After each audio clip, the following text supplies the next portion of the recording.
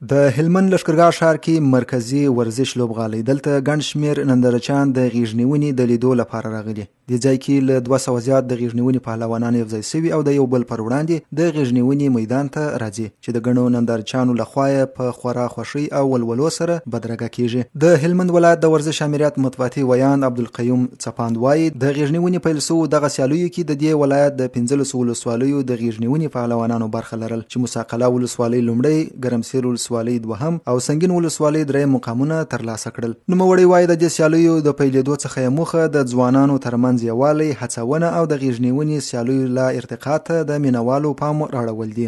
اسلامي امارت پر راتګ سره د دودیزو لوبو ارتقا کړې د ولسوالۍ په ساته د افغانستان د ټولو کلو په ساته نو هدف هم دا و چې دوی یووالي ته راوبلو او اتحاد ته راوبلو او د غیږنیونې سیالۍ ته دوی واچوو ترڅو موږ د افغانستان په ساته باندې ښه لاسته راوړنې ولرو.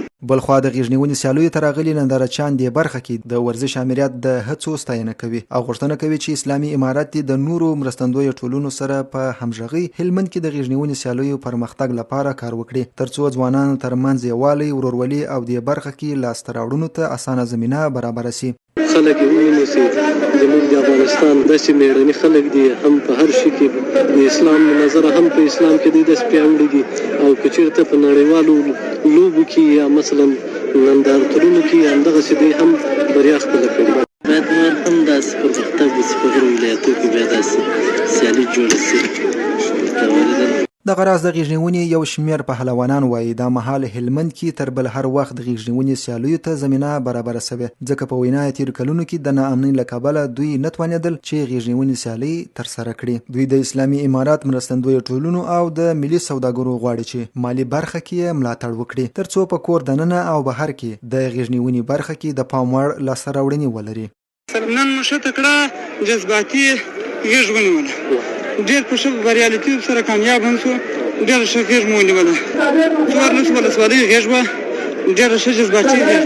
دا غواړو د اسلامي امارت څخه چې کوم لوبه چې موږ کوو په دې لوبه کې چې کوم همکاري زموږ سره اسلامي امارت دی چې تر وسو طاقت یې هغه زموږ سره وکړي. څخه همدا غوښتنه ده چې فقط متبین ترکیب را برابر کړي او کوشش وکړي چې خپل کشران هم تشویق ته یو ځای پرې ورسي. په مکونو کې ډېر ولې دا جنګ ځپلی ولایت دی. انشاءالله بالا موږ د هر هېواد سره د هېواد په سطح پهلواني کولی شو. د یادونې وړ ده چې د اسلامي امارت په بیا ځلې واکمنېدو سره د هېواد په کچه په ځانګړي ډول هلمند کې تر بل هر وخت د غیږنیونې سیالیو لپاره د مینوالو لیوالتیا او پاملرنه زیاته شوې چې ولسونه او مسؤلین یې لامل په ټول هېواد کې سرتاسري امن یادوي.